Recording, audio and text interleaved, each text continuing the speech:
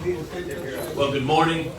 It is great to be back in Laredo. We just had a terrific roundtable with law enforcement, community leaders, and stakeholders here in Laredo, talking about the border crisis that is playing out. I'm here with Congressman Chip Roy, Congressman Nancy Mace from South Carolina.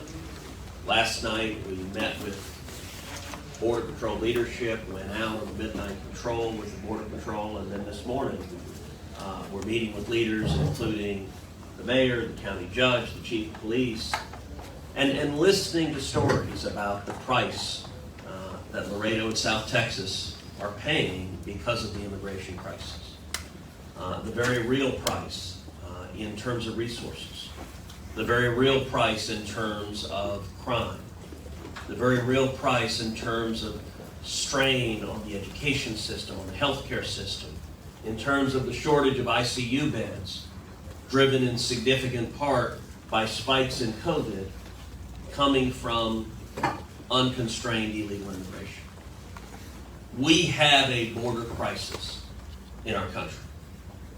It's a crisis that South Texas is on the front lines of and pays the price, but it impacts the entire country. And what is so frustrating, what is so maddening, is that this crisis is man-made. This didn't have to be happening. This crisis is the result of 3 political decisions made by the Biden administration. In the first week in office, Joe Biden, number 1, immediately halted construction of the border wall. Number 2, reinstated the failed policy of catch and release.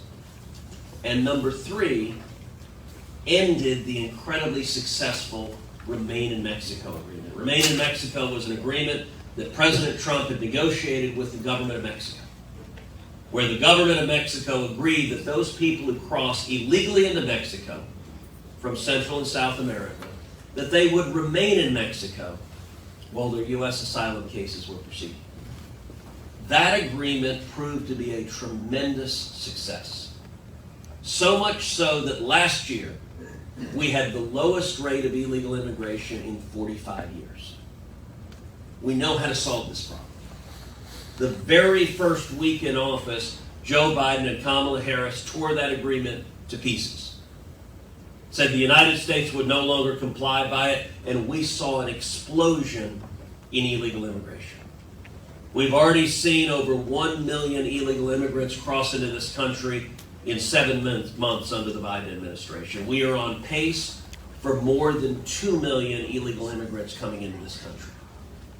This is in the midst of a global pandemic on COVID, where we're seeing the administration releasing illegal immigrants into South Texas, into our communities with very high rates of COVID positivity. This is irresponsible, and it makes no sense. It's also cruel. So many of the immigrants who are coming are children, our family units. I've spent a lot of time down at the border in the last 9 years I've served in the Senate. I've never seen it remotely as bad as it is right now. I've seen lines of people in the Rio Grande Valley walking up, children, 5, 6-year-old kids walking alone, little girls, little boys. I've seen moms, young moms carrying infants, nursing infants, walking along the path, being loaded into cages. Sadly, I've been to the Biden cages. The Donna tent facility, a massive tent city built with little boys and little girls packed in there one on top of each other. The rate of COVID positivity when I was last at the Donna facility was over 10%. Last night when we were on patrol, you don't have to be out very long to encounter people crossing illegally or trying to cross illegally. Within just a few minutes of patrolling the border, we encountered a group on the other side of the river, a group that had been identified as 33 people trying to cross. We could see them with their flashlights shining at us. They knew we spotted them. They weren't the least bit concerned. They knew Border Patrol was there. They weren't the least bit concerned. This crisis is a humanitarian disaster. It's a public safety disaster. It's a national security disaster. And it's a public health disaster. It is man-made. And I'll tell you a lot of what was expressed around this round table. Look, around this round table, there were Democrats, there were Republicans, there were people across the political aisle. Nobody here in South Texas thinks what's happening on the border makes sense. And I think it is imperative for politicians in Washington to listen to the people of Laredo, to listen to the people of South Texas, and to recognize that this lawlessness has to stop. And it will only stop when we have a president and an administration willing to enforce the law. As long as the Biden administration says we will not enforce the law, we will release the people we apprehend, the crisis will keep getting worse and worse and worse. And that is terrible for Texas. It's terrible for the country. Congressman Chip Roy. Thanks, Senator. I'll be brief. It's an honor to be here with my good friend, Senator Cruz. We've worked together for a long time, and he fights for the people of Texas, and I'm proud to be here with him and my colleague, Congresswoman Nancy Mace from South Carolina. We're honored to have her visit the great state of Texas. I'll just make this simple. The state of Texas is under siege, and the good people of Laredo are on the front lines of that attack. And the question that I have for the current administration in Washington, while we're on the front lines here in Laredo, where's our leadership? Where's President Biden? Where's Vice President Harris? Where is Secretary Mayorkas? They're not here. We're here.